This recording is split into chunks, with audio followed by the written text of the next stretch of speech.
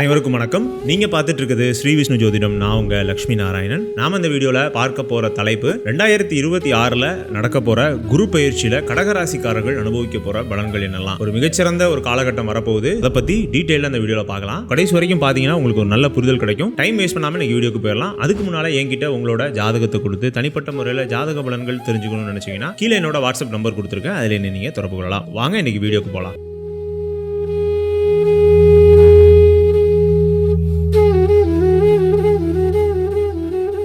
2026 June 2ஆம் தேதி குரு பகவான் மிதுனத்திலிருந்து கடகராசிக்கு வரப்போறாரு. கிட்டத்தட்ட ஒரு 12 வருஷம் கழிச்சு குரு பகவான் உச்ச நிலைமை அடைய போறாரு. மிகச்சிறந்த விஷயங்க. அதுவும் கடகராசிக்கு உங்களோட ராசிக்கே வராரு. அதாவது ராசியிலே திக்பலம் அடையக்கூடிய ஒரு தன்மை. சில பேர் ஜென்ம குரு, அதனால அந்த அளவுக்கு பெரிய பலன்கள் இருக்காது, ஆவரேஜா இருக்கும், இந்த மாதிரிலாம் சொல்லி கேள்விப்பட்டிருப்பீங்க. ஆனா உண்மை அது இல்ல. மற்ற ராசிகளுக்கு ஜென்ம குரு அப்படிங்கிறத வேணா நம்ம கணக்கில் எடுத்துக்கலாம். ஆனா கடகத்துக்கு, தனுசுக்கு, மீனத்துக்குலாம் நம்ம அப்படி எடுக்க முடியாது. ஏன்னா தனுசு மீனம் அப்படிங்கிறது அவரோட சொந்த வீடு, ஆட்சி ஆயிடுவாரு. கடகம்ங்கிறது அவரோட அதி உச்ச வீடு. இதுல கண்டிப்பா நல்ல பலன்களை கொடுத்துதான் ஆகணும். இந்த கடகத்துக்கு கடந்த ஒரு 3 வருடம் அந்த அளவுக்கு பெருசா நல்லா இல்ல. ஏன்னா வாழ்க்கையில அஷ்டமத்து சனி போட்டு ஒரு புரட்டி எடுத்திருக்கும். ஒரு புயல் அடிச்சு ஓஞ்ச மாதிரி தான் உங்க வாழ்க்கை இருக்கும். அது எல்லா வகையிலையும் சரி. உங்களோட பொருளாதார வாழ்க்கையா இருக்கட்டும், குடும்ப வாழ்க்கையா இருக்கட்டும், அடிப்படை நம்மளோட மன அமைதியே சீர்குலைஞ்சு போயிருக்கும். இப்போ ஏதோ ஒண்ணு தட்டு தடுமாறி இந்த அஷ்டமத்து சனி எல்லாம் கொஞ்சம் முடிஞ்சு ஓரளவுக்கு நம்ம மீண்டு வந்திருக்கோம். ஆனாலும் இன்னும் பழைய ஃபார்முக்கு வரல. அதுக்கு காரணம் என்ன அப்படின்னா, இன்னும் அந்த 12ஆம் இடத்துல சஞ்சரிக்க குருவானவர். இப்போ இந்த குரு பயிற்சியில நம்ம அதை தான் பார்க்க போறோம். உங்க ராசிக்கு 12ஆம் இடத்துல இருந்து உங்க ராசிக்கு, அதாவது ஜென்ம குருவா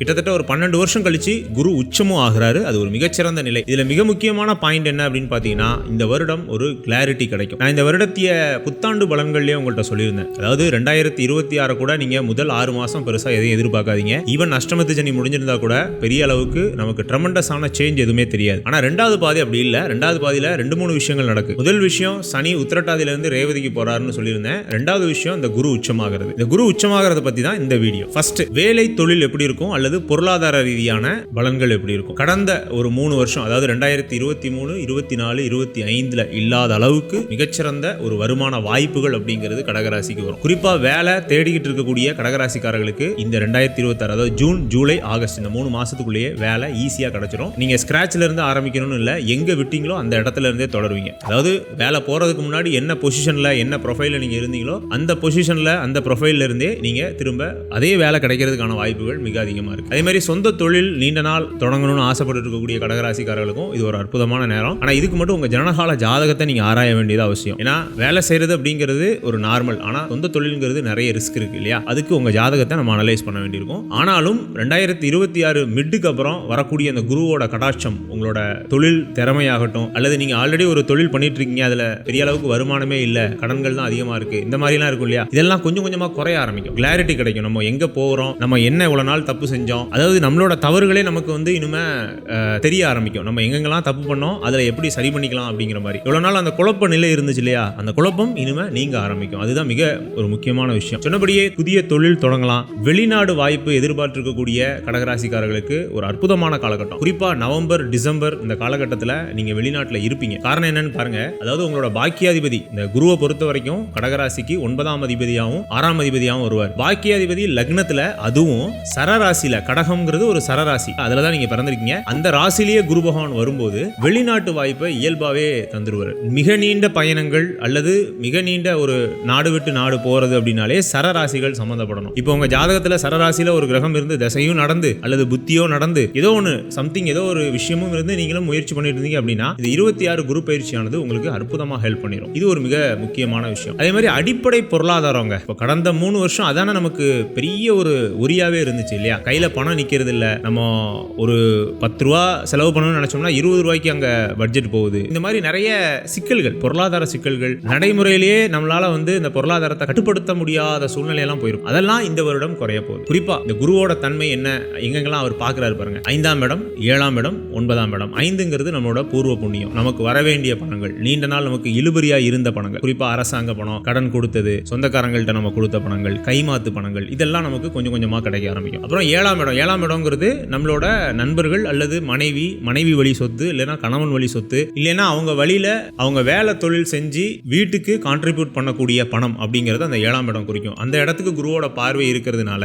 உங்களுக்கு மட்டும் இந்த குரு பயிற்சி நல்லது இல்ல, உங்க கணவன் அல்லது மனைவிக்கும் இந்த குரு பயிற்சி நல்லது. அடுத்து 9ஆம் இடத்தை பார்க்கிறார். 9ஆம் இடம்ங்கிறது அதிர்ஷ்டஸ்தானம், பாக்கிய ஸ்தானம்னு அதுதான் சொல்றோம். நம்ம இவ்வளவு நாள் எடுத்த எஃபர்ட்டுக்கான ஈல்டு, விளைச்சல் அப்படிங்கிறது இந்த வருடம் தான் கிடைக்க போகுது. குறிப்பா 2026 ஜூலைல இருந்து நீங்க எதிர்பார்க்கலாம். அதனால அடிப்படை பொருளாதாரம் மேஜரா இம்ப்ரூவ் ஆகும். நீங்க எதை பத்தியுமே கவலைப்பட வேண்டாம். கடன்கள் கொஞ்சம் கொஞ்சமா குறைய ஆரம்பிக்கும். இதுக்கப்புறம் 2ஆம் இடத்துக்கு குரு வரும்போதும் நன்மையை தான் செய்யும். அந்த 2 வருடமே நீங்க இந்த குரு பயிற்சியில பெரிய அளவுக்கு பாதிக்கப்படாத ஒரு ராசியா இருக்கிறீங்க. அப்புறம் இப்போ உள்ள பெரிய பிரச்சனை, எவ்வளவுதான் பணம் சம்பாதிச்சாலும் சரி, எவ்வளவுதான் நம்ம தகுதியுடையவர்களா இருந்தாலும் சரி, கல்யாணம் அவ்வளவு சீக்கிரத்தில் நடக்க மாட்டேங்குது. இது ஒரு குளோபல் பிரச்சனையாவே மாறிடுச்சு இல்லையா? ஆணா இருந்தா பெண் கிடைக்க மாட்டேங்குது, பெண்ணா இருந்தா ஆண் கிடைக்க மாட்டேங்குது. இந்த மாதிரியான ஒரு வருத்தம் இருந்துகிட்டே இருக்கு. இந்த குருபலம்னு சொல்லுவாங்க இல்லையா, வியாழ நோக்கு அப்படிங்கக்கூடிய அமைப்பு இந்த வருடம் கடகராசிக்கு வருது. 7ஆம் இடத்துக்கு குருவோட பார்வை, குறிப்பா உச்சனோட பார்வை அப்படிங்கிறதுனால கடகராசிக்கு நம்ம ஃபர்ஸ்ட் மார்க் கொடுக்கலாம். இந்த வருடம் குரு பார்வை அப்படிங்கிறது கடகராசிக்கு மிகச்சிறந்த அமைப்புல இருக்கு. நீங்க கடக ராசியா இருந்தாலும் சரி, கடக லக்னமா இருந்தாலும் சரி, அல்லது மகர ராசி மகர லக்னமா இருந்தாலும் சரி, ஏன்னா இந்த 7ஆம் இடத்தோட குரு தொடர்பு கொள்ளணும். அந்த நேரத்தில் கல்யாணம் நடந்துச்சுன்னா நல்லா இருக்கும். நீங்க பெரிய அளவுக்கு பாதிப்புகள் இல்லாம ஈஸியா அந்த பொண்ணு பாக்குறதா இருக்கட்டும், மாப்பிள்ளை பாக்குறதா இருக்கட்டும், திருமணம் முடிகிற அந்த காலகட்டங்கள் ஆகட்டும், ரொம்ப ஹெக்டிக்கா நம்மள வேலை வாங்காம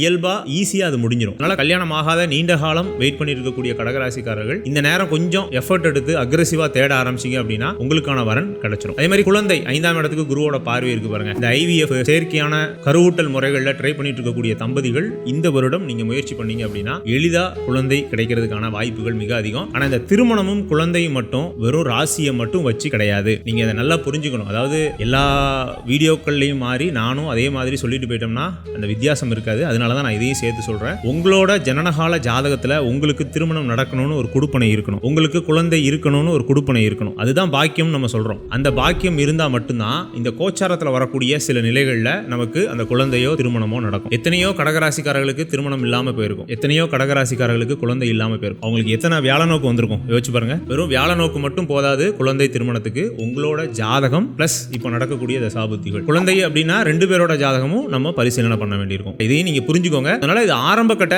இந்த நேரம் சரியா இருக்கும், அக்ரெசிவா நம்ம முயற்சி பண்றதுக்கு சரியா இருக்குங்கிற ஒரே ஒரு சின்ன ஒரு வழிகாட்டல் தான் இது. அடுத்தது மிக முக்கியமான விஷயம், நோய். கடந்த ஒரு 3 வருடம் நோயின்னு சொல்ல முடியலன்னா கூட மன அழுத்தம், அதாவது பிசிக்கல் ஹெல்த்ல கூட பெரிய பிரச்சனை கிடையாது, நீங்க அதை தாங்கிக்குவீங்க. ஆனா அந்த மென்டல் ஹெல்த் கடகராசியோட பெரிய பிரச்சனையே இதான். மற்றவங்களுக்காக யோசிக்கிறது, மற்றவங்களுக்காக டைம் ஸ்பெண்ட் பண்றது, மற்றவங்களுக்காக பணம், எனர்ஜி எல்லாத்தையுமே செலவழிக்கிற ஒரு இயல்பான குணம் கொண்ட கடகராசிக்காரர்கள் அந்த மனிதாபிமானத்துல நிறைய இழந்தது தான் அதிகம். இந்த அஷ்டமத்து சனி உங்களை நிறைய பாடம் கத்துக்க வச்சிருக்கும். அதுல மெயினானது இந்த மென்டல் ஹெல்த். எப்படி பீஸ் ஆஃப் மைண்டை நம்ம பேலன்ஸ் பண்ணணுங்கிறத நிறைய கத்துருப்பீங்க. அந்த கத்துக்கிட்ட வித்தையை இந்த குரு பகவான் வெளியில கொண்டு வருவார்.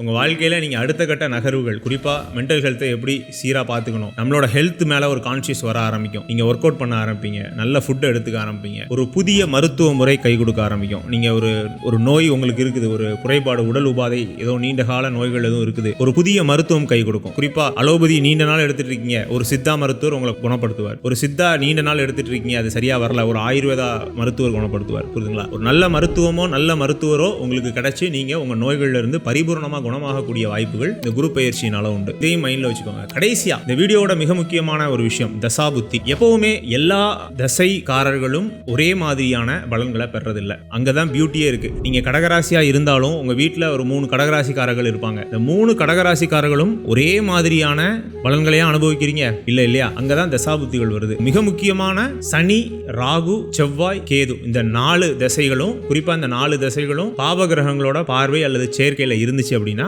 உங்களுக்கு இந்த குருவோட தன்மை பெருசா கிடைக்காதுங்களா? இது உங்களோட கர்மாவுக்கான காலகட்டம். இதை நான் நெகட்டிவா சொல்லல, இது இந்த ஜாதகத்துல அப்படி உங்களுக்கு விதிக்கப்பட்டிருக்கு. ஆனா இதெல்லாம் ஒரு 10% கடகராசிக்காரர்கள் தான் இருப்பீங்க. மீதி 90% கடகராசிக்காரர்கள் இயல்பாவே ஒரு ஆவரேஜாவோ இல்ல நல்லாவோ இருக்கும். குறிப்பா நல்லா இருக்கக்கூடிய தசைகள் இதெல்லாம் அப்படின்னா குரு தசையே நடந்து அந்த குருவும் பாவர்களோட பார்வை இல்லாம இருந்தாரு அப்படின்னா மிகச்சிறந்த ஒரு அமைப்பை குரு கொடுத்துரும். அப்புறம் வளர்பிறை சந்திர தசை நல்லா இருக்கும். சுபர்களோட பார்வை பெற்ற செவ்வாய் தசை நல்லா இருக்கும். சுபர்களோட பார்வை பெற்ற சூரிய தசை நல்லா இருக்கும். சுபர்களோட பார்வை பெற்ற எல்லா பாவகிரகளோட தசையுமே நல்லா இருக்கும். புரியுதுங்களா? இதை மட்டும் மைண்ட்ல வச்சுக்கோங்க. அடுத்து ஆவரேஜா இருக்கக்கூடிய தசைகள் ஒரு நிதானமா இருக்கும். நம்ம அஷ்டமத்து சனியை கடந்து வந்துட்டோம், இருந்தாலும் கொஞ்சம் நம்ம கஷ்டப்பட்டோம்னா இந்த குரு பயிற்சி நமக்கு நன்மையை கொடுக்கும் அப்படிங்கிற தசைகள் எதெல்லாம் அப்படின்னா சுக்கிர தசை, சுக்கிரன் வந்து ஆட்சியாவோ ஒரு நிதானமா நட்பு நிலையில இருந்தாருன்னா இந்த பலன்கள் ஒத்து வரும். அப்புறம் புதன் தசை, புதனும் அதே மாதிரி சந்திர கேந்திரத்துல உச்சனா இருந்தாரு அப்படின்னா இந்த பலன்கள் ஒத்து வரும். இவங்களும் பாபர்களோட பார்வை பெறக்கூடாது. இது ஒரு சின்ன ஒரு உங்களுக்கு நீங்க இந்த பலன்களை முழுமையா இவ்வளவு நேரம் கேட்டீங்க. அந்த பலன்களை நம்ம ஜாதகத்துக்கு எப்படி எடுத்துக்கணுங்கிற அந்த ஒரு பார்வை தான். நீங்க தான் போய் அதை பார்க்க போறீங்க. ஏன்னா எனக்கு தெரியாது உங்க ஜாதகம் என்னன்னு. அவ்வளவுதாங்க இந்த வீடியோ பிடிச்சிருந்துச்சுன்னா லைக் பண்ணுங்க, பிடிக்கலன்னா டிஸ்லைக் பண்ணுங்க. இந்த வீடியோ தொடர்பான ஏதாவது சந்தேகங்கள் உங்களுக்கு இருந்துச்சுன்னா கீழே கமெண்ட் செக்ஷன்ல கமெண்ட் பண்ணுங்க. என்கிட்ட உங்களோட ஜாதகத்தை கொடுத்து தனிப்பட்ட முறையில் ஜாதக பலன்கள் தெரிஞ்சுக்கணும்னு நினைச்சீங்கன்னா கீழே என்னோட வாட்ஸ்அப் நம்பர் கொடுத்துருக்கேன், அதில் நீங்க தொடர்பு கொள்ளலாம். மீண்டும் இதே போன்ற ஒரு நல்ல வீடியோவில் நான் உங்களை சந்திக்கிறேன். அதுவரை உங்களிடமிருந்து விடைபெறுவது உங்கள் லட்சுமி நாராயணன். நன்றி, வணக்கம்.